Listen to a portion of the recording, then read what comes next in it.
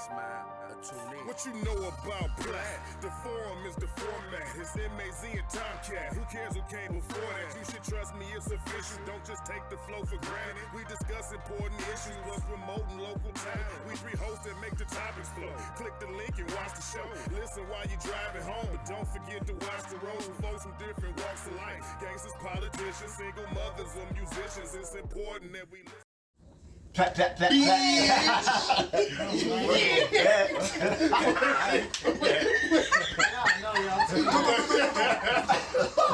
Welcome back to Platform These Niggas. We on once again. I am your boy MAZ. Next to me is the beautiful Kayla, they call me Day Day. And we got the Hey, I'm Jasmine, aka Jazzy. I am the Reverend Leon Body Love, aka Simon. What it do, everybody? Hustle, hustle, hustle. Hustle. And we back on Platform with the wonderful couple today, Kayla and Marcus. And Kayla and Marcus, I have to say. Our favorite couple. Yes, My favorite couple in the world.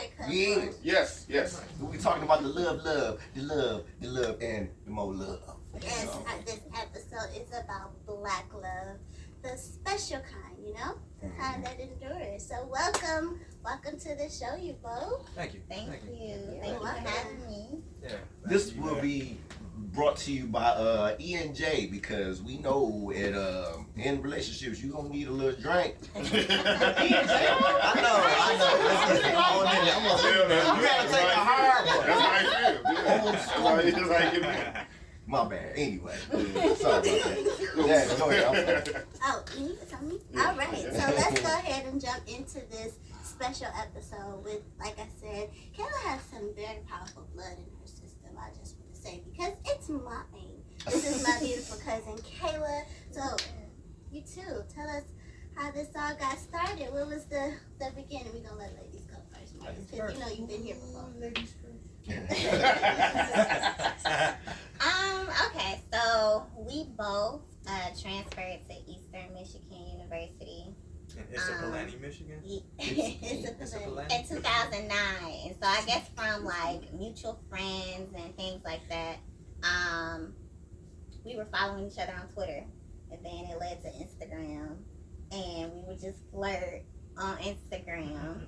And he wouldn't take his shot though, and I was getting a little bored with him. So I was like, okay, if he don't say nothing within this next week, I'm texting my girls in the group then I'm just done. Like, it's over. So before it gets started. Dang. So one of my friends saw us flirting on the picture again. She was like, "Can y'all just call each other, please?" And then, what did you do? I went on. This is like the beginning stages of Instagram. So before DMs, all that stuff, I had to go on an older picture and say, "Yo, just take my number, hit me up whenever you're ready." But in my defense, I had to check around and do my research too. Okay. But you don't know her. Before I really, shot my shot, I had to ask, "Yo, you seen her on campus? Like, you seen her around?" Yeah, because Kayla got serial killer I eyes. was just about to say that. You got to be careful these days. What? I had to do my research. But, You got the strap on there, everything she ain't playing. What? I don't trust her. So but that's what's up though. Okay, side note, that is my uncle. So he always picked on me ever since I was a kid. So yes, that's why he's saying all that. I suppose. Platform audience. So, these days it is hard. A lot of ratchetness going on out here as far as relationship stuff going on. What do y'all do to make y'all relationship, click a little bit better? Like, what do y'all do to stop the normal pitfalls of young black relationships that's going on? A lot of weird stuff, babies outside of the relationship. We know what go on. That type of stuff. Oh, the real shit. Man, the love and hip hop shit. What do y'all do to avoid? What do y'all do to avoid love and hip hop? Well, our first date was on 420. Hey! So, Okay, so you went into this thing with an enlightened state of mind. Hey man, find your higher self. So we're not promoting something, but Man. yeah. it did just so happen to Yeah. be 420. It wasn't like, oh, I'm gonna hit her up on 420. We gonna go out. Yeah, Right. but I just looked at the that's what it calendar. I was is like, yo, then. I think that's your answer, Sally. Yeah. Hey, No, weed always helps. No, we got a little more. So like, I feel like, and you can agree or not, we kind of stay below the radar. Like we don't, like we mind our business, and we both really want to be together. That's number one. A lot of people are just in this thing because they think they supposed to, they have to, but we know that we really want each other, and we want to make it work. So we do different things to keep it going. But we don't like, we love like double dates and going out with other people, but we really just mind our business. Can you explain to the YouTube people how to do that? Because it seems like it's not common sense. How to mind your business. How to mind your own business one-on-one. Oh, I mean, you just mind your business. Mind your business, that's all. Mind your business. Okay. Back up! Back up!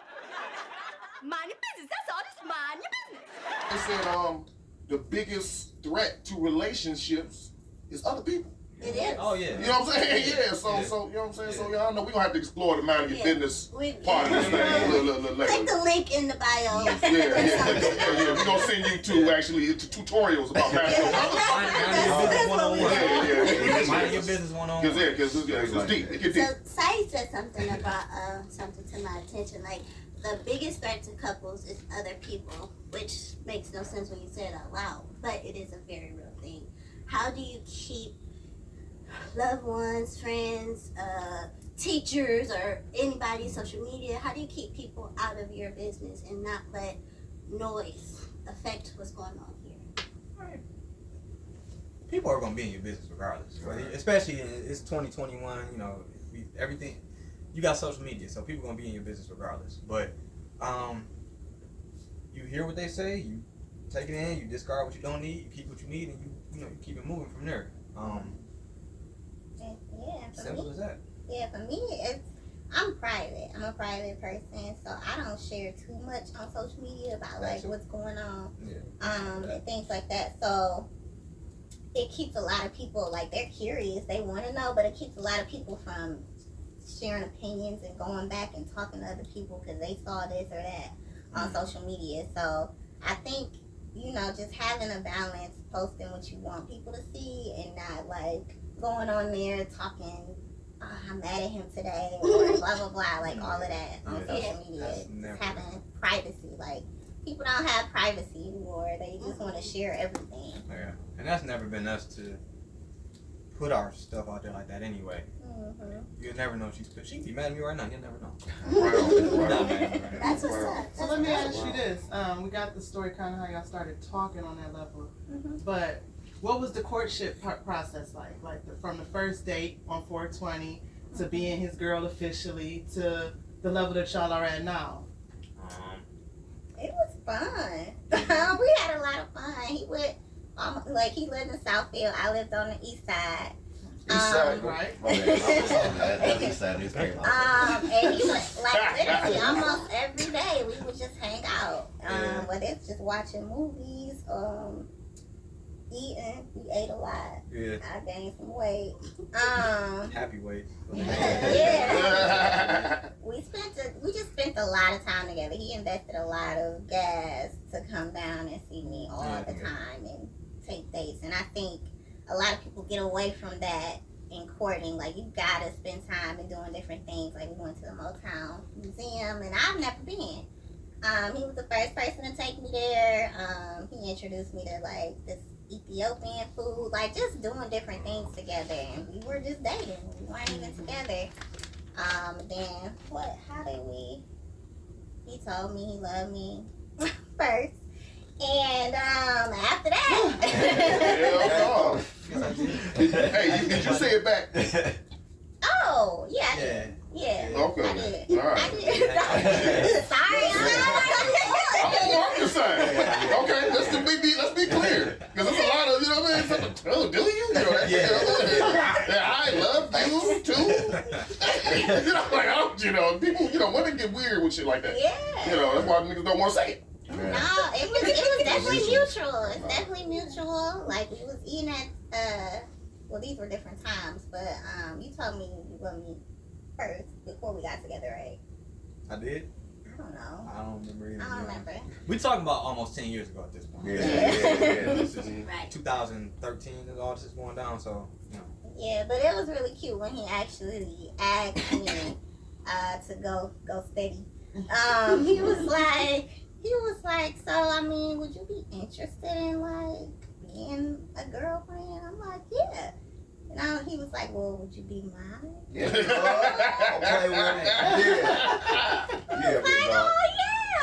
oh yeah. all over some good Thai food. Yeah. What's the so y'all been together a while, what's like the common thread what keep y'all together like that? Cause y'all young and you know it don't last. If you ask me, I say patience. Patience. I mean, we was 24 when we got together. You know what I'm saying? Me at 24. You know, so here we are. You know, early 30s. It took time and patience, and